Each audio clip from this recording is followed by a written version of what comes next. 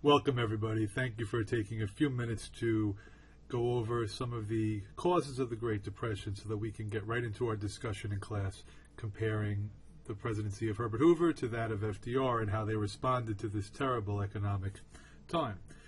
To start, let's make sure we review.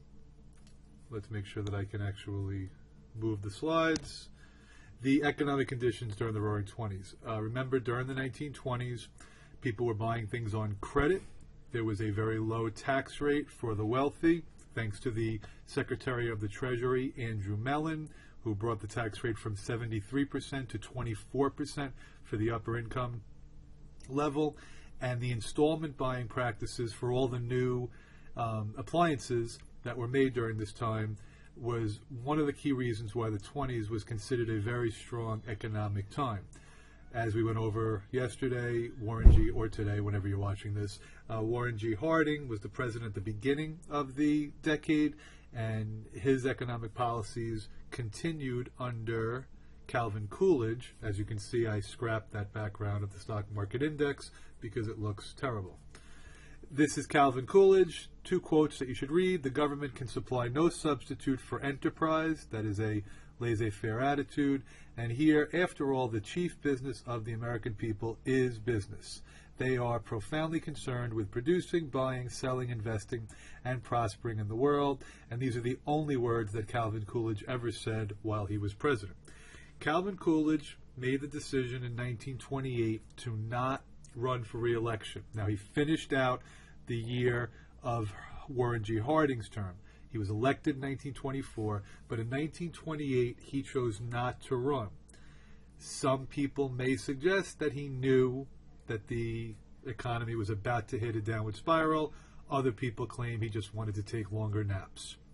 So in 1928, the Republicans nominated Herbert Hoover to be their candidate, and the Democrats nominated the first Catholic for the White House, Al Smith.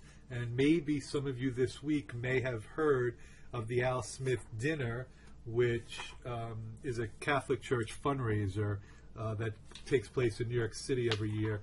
It's usually an enjoyable time with some good comedians and good laughter at the expense of everybody. But as you can see, Hoover won this in a landslide, 444 to 87. Some people said that Al Smith's goal was to make the White House join with the papacy so that we would have everybody become Catholic. So as you can see, people had bizarre ideas back then as well. I don't think that was Al Smith's intention. Nevertheless, Herbert Hoover, who was a self-made millionaire, won this election. Now, the stock market was doing incredibly well during the 1920s. And you will see, I should have probably brought, I guess I'll show it into class tomorrow, but the stock market, if you looked at it on a graph, it just kept going up the whole time. One of the reasons why is because people took this idea of installment buying and they used it in the stock market. So if you had stocks which are worth, let's say, $10 a share, and again, stocks are purchasing ownership in a company, in a corporation. So if they cost $10 for one share, what people were doing is they were only putting maybe $1 down. And it's not as if they don't have to make up the other $9. But if the stock was $10 for one share, this is really not going to come out well, then when the stock went up to $20 a share, the stockholder would use that profit to pay back the $9 that they didn't pay originally. So people were using this margin practice to buy stocks that they couldn't afford sometimes, and then once the stock went up, they would use the profit to pay off their stockbroker. Now you might be asking, but what if the stocks didn't go up?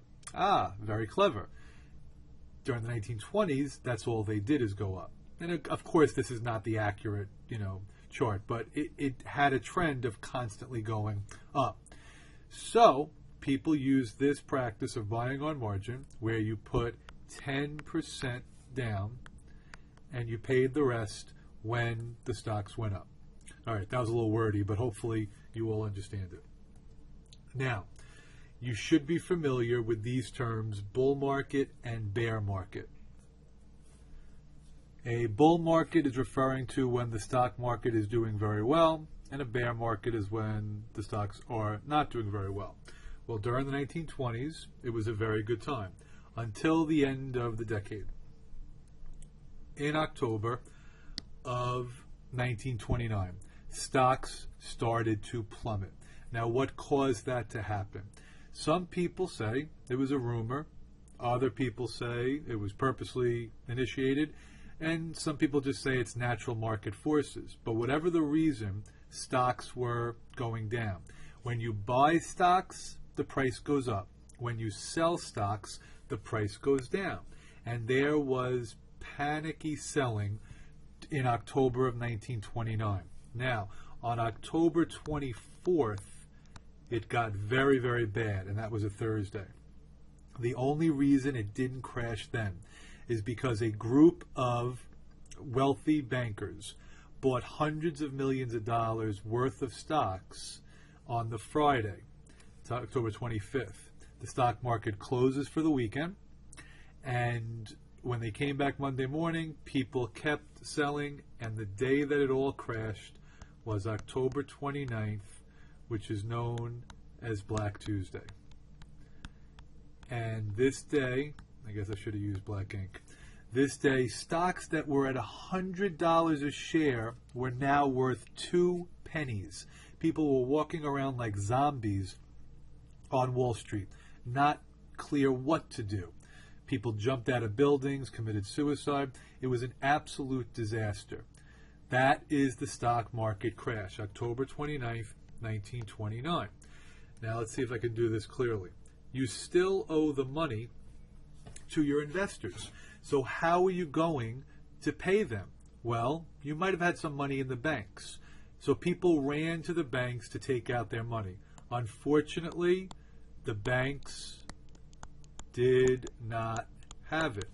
And that is because banks lend out money. They don't keep everything in reserve. So if everybody goes to the bank at the same time, the money will not be there. So you still owe the money. And what can you do? Well, now you can sell your possessions.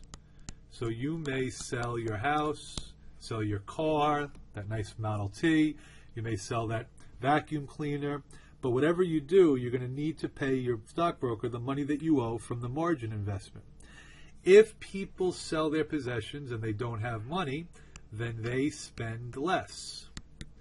If they spend less, then businesses lay off workers because they're not making as much of a profit.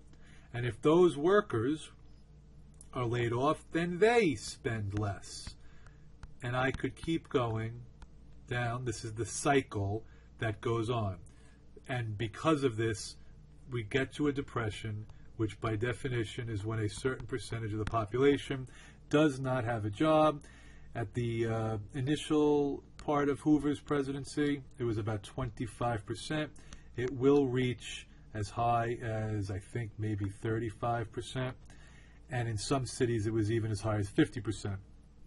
When I went to see a historian speak about this, the description he used to visualize it is, think of going to a big stadium, MetLife Stadium, where there's 80,000 people, and it's a Sunday, and everybody there goes home and loses his job. Then come back the next Sunday, and all new 80,000 people go home and lose their job. And do that for 2.5 straight years, 2.5 years, Sunday after Sunday, of the whole stadium going home and losing jobs. That's how this depression began. I will end this. I got 35 seconds, see if I can get it in. Other causes of the Great Depression, in addition to the stock market crash. Some people blame the Great Depression on the uneven distribution of income. The fact that the rich were getting richer and the poor were getting poorer. Some people blame it on credit. from the 1920s. Some people blame it on the overproduction of goods, the fact that we were producing too much, which led to a downward spiral in the price.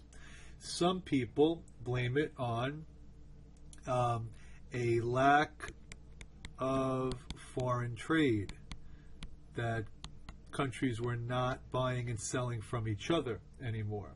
Some people blame it on the government policies, the laissez-faire attitude of the time. So there you have it. Causes of the Great Depression, 10 minutes and 36 seconds and counting. And that is it, everybody. I will see you tomorrow for what I hope will be 3 great days. Take care.